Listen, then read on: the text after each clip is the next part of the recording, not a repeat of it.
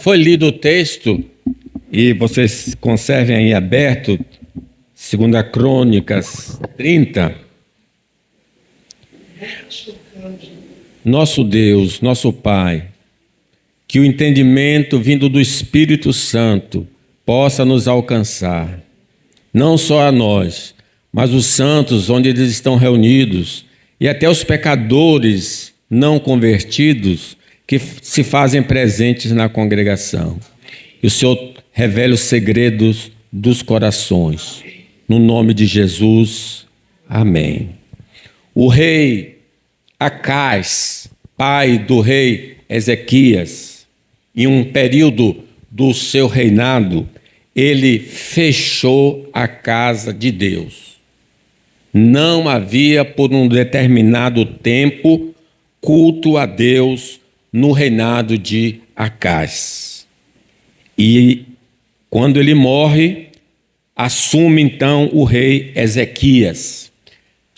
No primeiro ano do rei Ezequias, no primeiro mês, no primeiro dia, a decisão do rei foi reabrir a casa do Senhor e a santificar. E agora que nós estamos, isso foi no capítulo 29, no capítulo 30 tem essa festa que não pôde ser celebrada. 29. Não pôde ser celebrada por duas razões: a ausência de santificação dos sacerdotes e a ausência do povo na igreja. O tema que nós estamos tratando, que eu comecei na quinta, é o avivamento do culto a Deus. E a gente viu ali que, em primeiro lugar, no dia do Senhor, compete aos oficiais, ao rei, aos príncipes, não só estar presente no dia do culto ao Senhor, mas também convocar o povo, através da carta que o rei Ezequias enviou, convocando Judá e alguns do reino do norte destruídos para vir ao culto. Aprendemos também que essa ausência do culto no dia do Senhor revela um estado espiritual do povo de Deus. A pessoa não nota, não percebe isso, não consegue enxergar isso, que ela está desviada do Senhor quando não lhe está prestando culto. Também nós vimos que o culto só vai voltar quando a pessoa voltar para Deus. É preciso que a pessoa volte para Deus, e quando ela volta para Deus, o culto também vai ter sido realizado. E aí nós continuamos. O avivamento do culto a Deus. Em quarto lugar, a vida com Deus será precedida da vida cultica do povo de Deus. Não basta só vir ao domingo adorar a Deus. Claro que é preciso vir adorar a Deus, mas o que precede a sua e a minha entrada neste lugar é que a nossa vida lá fora, como nós andamos, vai determinar o nosso culto aqui. Observe então, 15. Então imolaram o cordeiro da Páscoa no 14º dia do segundo mês. Os sacerdotes e os levitas se envergonharam e se santificaram e trouxeram holocaustos à casa do Senhor. Tomaram os seus devidos lugares, segundo a lei de Moisés, o homem de Deus. E os sacerdotes aspergiam sangue, tomando das mãos dos levitas. E aí explica o que é que estava acontecendo. Por que os levitas, que não eram destinados a oferecer o sacrifício, estavam fazendo? Porque havia muitos na congregação que se não tinha santificado, pelo que os levitas estavam encarregados de imolar os cordeiros da Páscoa por todo aquele que não estava limpo, para o santificar ao Senhor. Então vejam que eles não podiam adorar ou exercer o ofício na liturgia, os sacerdotes, porque eles não estavam preparados, santificados. Não adianta entrar na casa do Senhor e não estar devidamente santificado para adorar a Deus. Quando estamos andando no caminho que não agrada a Deus, nossa presença no culto e nossa adoração não serão aceitas pelo Senhor. Nem o que eu faço, nem a minha própria pessoa, Deus vai receber. Diz que Deus não aceitou Caim, nem a sua oferta. E lá no 1 de João, diz que Caim era do maligno, e por isso Deus não recebeu. Abandono do pecado de que estamos vivendo é necessário antes de estarmos na presença do Senhor, entoando cânticos e lhe fazendo orações. Às vezes a pessoa diz que Deus está preocupado com minha oração, com minha presença, com meu louvor. Não, ele diz a Isaías: eu estou cansado dessas orações, do sacrifício, não me agrada. Vocês precisam se limpar, purificar, para depois estar na minha presença. A confissão de pecados dos que estão transgredindo a lei de Deus é o caminho para estar habilitados a adorar o Senhor. Se confessarmos nossos pecados, Ele é fiel e justo para nos perdoar e nos purificar de toda injustiça. Aí estaremos então preparados. Crenças que são incompatíveis com a fé cristã nos torna inapropriados para adorar o Senhor na beleza da sua santidade. Se eu creio contrário aos ensinos das Escrituras e estou aqui invocando esse Deus vivo, Ele não vai aceitar a minha adoração. Comportamento que contraria a ética cristã nos desabilita a adorar o santo Deus. Se eu sou mentiroso, se eu furto, se eu estou desonrando meu pai e minha mãe, esse culto não será aceito pelo Senhor. Se prejudicamos propositadamente o próximo em nosso dia a dia, nossa adoração não será aceita por Deus. Amarás ao teu próximo como a ti mesmo. Então, como eu estou tratando o outro lá fora, vai influenciar meu culto aqui na igreja. Não há, irmãos, não há um rival imaginário, se há um rival imaginário de Deus em nossa vida, nossa adoração aborrece muito ao Senhor, Deus Todo-Poderoso. Se eu creio, se eu concebo no coração, na mente, que existe alguém que é igual a Deus ou maior que Deus na minha vida, Ele não vai aceitar minha adoração. Não terás outros deuses diante de mim. Se eu não confio no Senhor devidamente, o meu culto não será aceito. Uma vida santa, adorando a Deus, é um incenso agradável ao Senhor, mas uma vida pecaminosa, mesmo cantando, lhe causa mal-estar.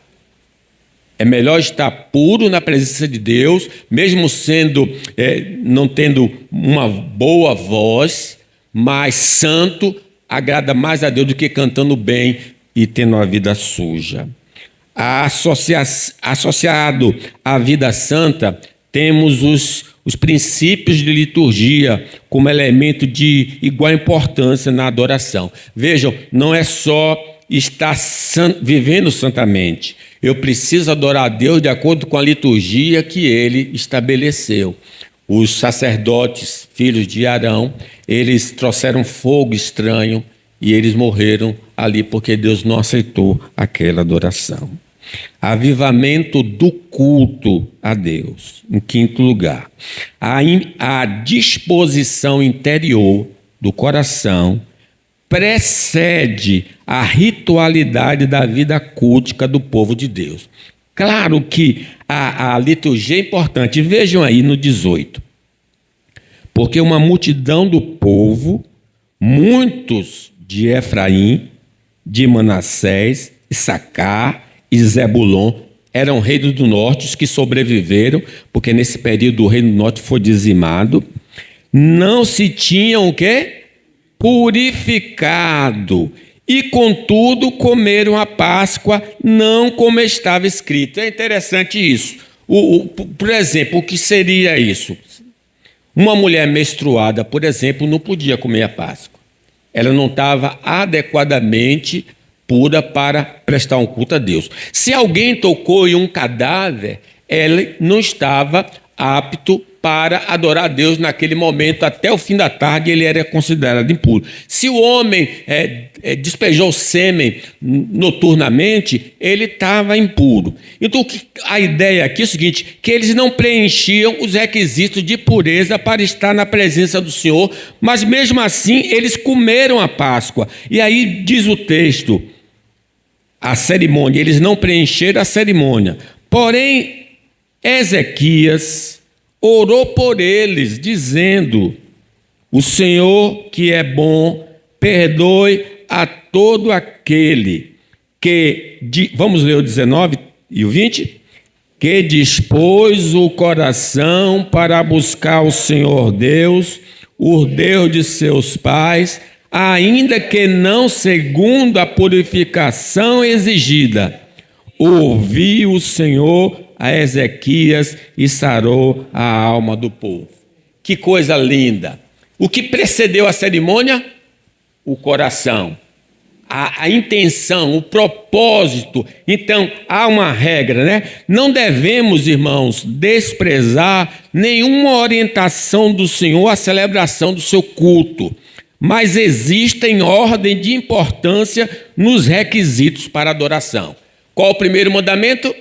Não terás outro Deus diante de mim. Então, por ordem de importância, esse é o maior. Nós devemos, então, perceber que na liturgia tem uma ordem de importância. E a ordem de importância é ter um coração inclinado para adorar a Deus. Diz que esse povo honra-me com os lábios, mas o coração está longe de mim. Em vão me adoram. Um coração quebrantado na presença do Senhor é superior a qualquer ato de culto a Deus. Mas uma pessoa orgulhosa, nenhum dos seus atos culticos são agradáveis ao Senhor. Deus resiste ao soberbo e dá graça ao humilde. O homem que orava dizia: Senhor, eu não sou roubador como os demais homens, eu dou o dízimo de tudo. E o outro nem levantava a sua cabeça e dizia: tem misericórdia de mim que sou pecador. E Deus ouviu aquele publicano, mas não ouviu o fariseu. Uma pessoa sincera, adorando a Deus, mas sem entendimento da ordem de culto, é aceita pelo Senhor do que uma pessoa falsa, mas que segue corretamente a ordem litúrgica. É uma pessoa que está presente de maneira fingida. Ela sabe perfeitamente todas as partes do culto, respeita, mas não está ali de todo o coração. Enquanto que essa pessoa, a outra pessoa, ela não entende muito da liturgia, não sabe o que vem primeiro, o que é o fim, o que é o início, mas ela está na presença do Senhor verdadeiramente. Um coração alegre na presença de Deus é louvável, mais do que um homem meticuloso na ordem litúrgica, mas com um coração decepcionado com Deus pelas suas crenças. Ele adora, mas no interior está xingando ao Senhor. Não me deu dinheiro, não me deu saúde, não tirou essa briga da minha família. A pessoa está na presença de Deus, amaldiçoando o próprio Deus enquanto louva. Não será recebida por Deus.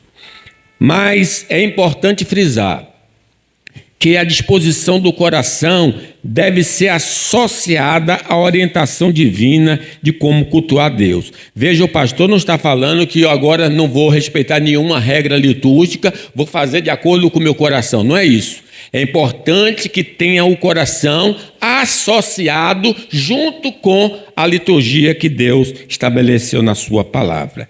Não havendo harmonia entre o coração e a forma prescrita por Deus, é caracterizado o pecado, e tendo consciência disso, devemos pedir perdão ao Senhor. É possível que aquele povo que comeu o alimento da Páscoa não se lembrasse mais das regras de purificação. Então eles comeram por ignorância, por não saberem. Às vezes a gente, por ignorância, pode cometer algum tipo de pecado. Mas lembre, não deixa de ser pecado por ignorância. O rei orou a Deus: perdoa o povo por não ter participado de maneira digna. Se a falta foi intencional, Se eu sei que estou impuro e participo mesmo assim do culto, não vamos obter o perdão, mas se for por ignorância ou acidentalmente, a misericórdia divina o alcançará. Louvado seja Deus, né, irmãos? Os falsos adoradores irão sempre enfatizar um determinado requisito do culto em prejuízo de outro, mas o cristão verdadeiro valoriza tudo que Deus exige. Geralmente, essas pessoas que não adoram verdadeiramente a Deus gostam de dizer assim: tudo é bom para Deus se for do coração. Ele então exclui todas as outras regras que Deus estabeleceu. Isso não é verdadeiro. Tudo que Deus estabeleceu para o culto é o que devemos praticar. Vir ao culto a Deus por formalidade, mas não de coração, não é cultuar o Senhor. Alegrei-me quando me disseram: vamos à casa de Deus. Avivamento do culto a Deus. Em sexto, o prazer de adorar a Deus faz parte da vida cultica do povo do Senhor. Vejam aí no 23 a 26, leamos. Concordou toda a congregação em celebrar outros 7 dias e de fato fizeram com júbilo. Houve grande alegria, 26. Houve grande alegria em Jerusalém, porque desde os dias de Salomão, filho de Davi, rei de Israel, não houve coisa semelhante em Jerusalém. Meus irmãos, eles não estavam ali obrigados, apesar de ser uma ordem, estavam obedecendo a ordem, mas estavam ali de prazer. E eles fizeram o culto, demorava 7 dias. O culto da Páscoa, 7 dias de Pansasmo. E depois, ao terminar o culto, eles disseram: não, vamos celebrar mais 7 dias. E mesmo assim, com muita alegria na presença do Senhor. Chega o narrador, no 26, chega a revelar que o culto que eles fizeram a Deus nesse dia, um culto igual a esse, só aconteceu quando o reino era unificado, no tempo do rei Salomão. Agora observe, Roboão foi o que assumiu o reino do norte. Foi aí que começou a divisão do reino do norte. Ele reinou durante 17 anos. Não fez assim, não fez uma Páscoa como ele fez. Aí Abias assumiu 3 anos só. Então, o 17 com 3, 20 anos. Não fez um culto como tinha feito Salomão. Aí Josafá assumiu, levou 25 anos, somando com os demais, 84 anos, e o culto não tinha sido feito como foi feito Salomão. Depois assumiu Jorão, ele levou 8 anos, somado com os demais, 93 anos, sem prestar um culto como deveria ao Senhor. Acasias então assume, reina 1 ano, 94 anos, e o culto não foi repetido como o de Salomão. Atalia, que usurpou o trono, ficou 7 anos. Essa mesmo não adorou a Deus de jeito nenhum, porque era filha, representava Baal. Não adorou a Deus. 101 anos sem adorar a Deus de maneira devida. Aí Joás assume 40 anos reinando. E somando com os outros, 141 anos, e não houve um culto igual ao de Salomão. Aí assume Amazias, leva 29 anos, somando com os demais, 170 anos, e não houve um culto como Salomão. Assume Uzias, leva 52 anos, somando com os demais, 222 anos, e não adoraram o Senhor como no dia de Salomão. Aí Jotão assume e leva 16 anos, somando dá 238 anos sem adorar o Senhor como no período de Salomão. Acais assume, reina 16 anos, somando com os demais 254 anos, e Deus não foi adorado como nos dias de Salomão. É muito tempo do povo do Senhor deixar de adorar o Senhor como ele deveria ser adorado. Havia os cultos, mas não havia o culto como foi celebrado no tempo de Salomão. E olha que no tempo do Ezequias está em estado de miséria, de destruição, mas o povo, mesmo na destruição, veio adorar o Senhor. A atividade cultística do servo de Deus não pode faltar o tempero do prazer na adoração a Deus, pois Ele é o único Deus vivo e verdadeiro. Alegrai-me, alegrai-vos sempre no Senhor. Outra vez digo, eu não posso estar com cara emburrada na presença desse Deus vivo e verdadeiro, sabedores de que Ele controla tudo e todos. Nos resta ficar alegres em sua presença pelo seu domínio soberano. Não vai cair um cabelo da sua cabeça sem a permissão do Senhor. Eu sei que você pode estar muito atribulado, mas lembre, Deus está no controle da sua vida. Celebre esse Deus. Os benefícios espirituais e terrenos que Deus tem nos feito, deveríamos estar com um grande sorriso diante do Senhor. Que darei ao Senhor por todos os benefícios para comigo. A presença do Senhor conosco, todos os dias, nos protegendo para não sermos vencidos em definitivo pelos nossos inimigos, é motivo de celebração com júbilo ao Deus Todo-Poderoso. Salmo 121 diz, né? O Senhor é quem? Te guarda. O Senhor te guardará todo mal, guardará a tua saída, a tua entrada, desde agora e para sempre. O Senhor está te guardando nesse caminho. Eu preciso celebrar essa segurança. Reconhecemos que alguns choram na presença do Senhor devido às tentações que estão enfrentando, mas estes adoradores não são desprezados pelo Senhor, porque o seu louvor não está acompanhado de revolta contra Deus, mas de gratidão e súplica. Nem todos, às vezes, na presença de Deus está rindo, está chorando, mas está chorando com graça. Jó, o Senhor me deu, o Senhor tomou, bendito seja o nome do Senhor. O culto não tem como a finalidade agradar o adorador, mas o adorado. Por isso, pare de julgar o culto e procure adorar o Senhor em espírito e em verdade. Alguém disse, não gostei do culto hoje. Bom, o culto não é para você. O culto é para Deus. Quem tem de dizer que não gostou do culto é Deus. Ah, não gostei disso, não gostei da pregação, não gostei como foi feito. Irmão, isso não importa. O que nós precisamos fazer aqui é uma coisa de coração, seguindo a ordem divina. Avivamento do culto a Deus. A adoração a Deus será espontânea na vida do povo de Deus. Versículo 23. Vamos ler? Concordou toda a congregação em celebrar 7 dias, e de fato fizeram com júbilo. Eles não estavam presos, engessados, não. A lei diz que é só domingo, então só vou adorar domingo, no outro dia eu não adoro. Esse povo chegou e disse assim, não, 7 dias é muito pouco para estar na presença do Senhor, vamos fazer mais 7 dias, continuando na presença do Senhor. Versículo 24 diz, pois Ezequias, o rei de Judá, apresentou à congregação 1.000 novilhos, 7.000 ovelhas para o sacrifício. E os príncipes apresentaram à congregação 1.000 novilhos e 10.000 ovelhas. E os sacerdotes se santificaram em grande número.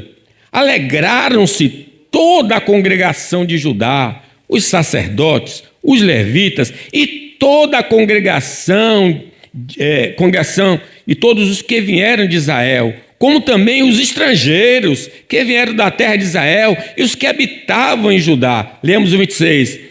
Houve grande alegria em Jerusalém, porque desde os dias de Salomão, filho de Davi, rei de Israel, não houve coisa semelhante em Jerusalém. Existe, irmãos, um mandamento específico para adorarmos ao Senhor. Lembra de santificar o dia do Senhor. Mas o povo de Deus não está limitado ao dia oficial de culto, mas pode fazê-lo em outros momentos, se assim desejar. Se eu quiser adorar, eu posso adorar na segunda com a SAF, eu posso adorar com os meninos da UCP na quarta-feira, eu posso adorar na quinta-feira. Apesar de não ser o dia estabelecido propriamente pelo Senhor, eu posso fazer se assim desejar. Adorar a Deus, por exemplo, em família, glorifica o Senhor. Edifica os crentes e dá testemunhos aos não convertidos do lar e vizinhos ao redor da graça de Deus. Quando você tem um número suficiente e pode fazer um culto em casa, faça, porque o que não é crente pode ser afetado. O vizinho ouve os cânticos, pode ser afetado também. No culto, por exemplo, individual, podemos abrir nosso coração perante o Senhor como nenhum outro e permanecer na presença do Senhor por longo período de tempo. Você que acha que o culto aqui é pouco, 1h30, vai fazer o culto individual, que você pode varrer a madrugada cantando, louvando, orando a Deus. E lá nessa hora você pode mais relatar com mais clareza o que passa na sua vida. Coisa que a gente não pode fazer num culto público. Os cultos oferecidos pela igreja nos dias não especificados pelo Senhor, podemos compartilhar com nossos irmãos nossa dor e desejos e sermos edificados com a exposição da palavra. Naqueles cultos que não são oficiais, a gente tem mais contato um com o outro. A liberdade de ofertar a Deus, além do dízimos e ofertas ordenados, faz parte de um adorador espontâneo. Veja que ele já tinha dado a oferta para a primeira Páscoa, na Páscoa, e agora ele dá mais uma leva para o culto. Se Deus fosse, imagine, retribuir a nossa espontaneidade no culto ao Senhor, qual seria o nível do termômetro das bênçãos que cairia sobre nós? Você está aqui espontaneamente? Você sempre está na presença do Senhor espontaneamente? Imagine, se você está espontaneamente, Deus olha do céu e vai derramar muitas bênçãos na sua vida. Avivamento do culto a Deus. Os que valorizam a vida cultica serão abençoados pelo Senhor. 27. Então, os sacerdotes e os levitas se levantaram para abençoar o povo. A sua voz foi ouvida, a sua oração chegou até a santa habitação de Deus, até os céus. É a bênção que a gente gosta de fazer aqui. Repete, que o Senhor te abençoe, te guarde. Que o Senhor faça resplandecer o seu rosto sobre ti e tenha misericórdia de ti. O Senhor seu rosto e te dê a paz. O povo abençoou. E diz que essa oração chegou aos céus e Deus derramou bênção sobre o povo. Fazer a vontade divina gera um prazer na alma do crente que não é deste mundo. A gente sente uma alegria interna quando está dentro da vontade de Deus.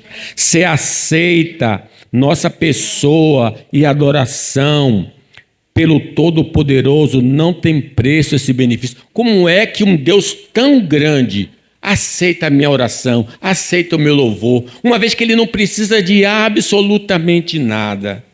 Restauração de bênçãos perdidas devido ao nosso comportamento pecaminoso. Quando eu adoro a Deus, aquilo que o gafanhoto levou, Deus vai trazer de volta.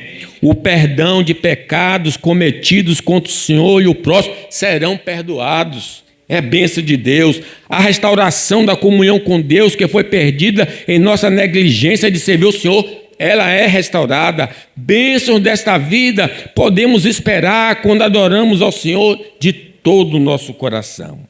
E concluo o avivamento do culto a Deus. A adoração verdadeira vai desembocar em maior santidade de vida. Lê do 31, só o versículo 1. Leamos, para concluir.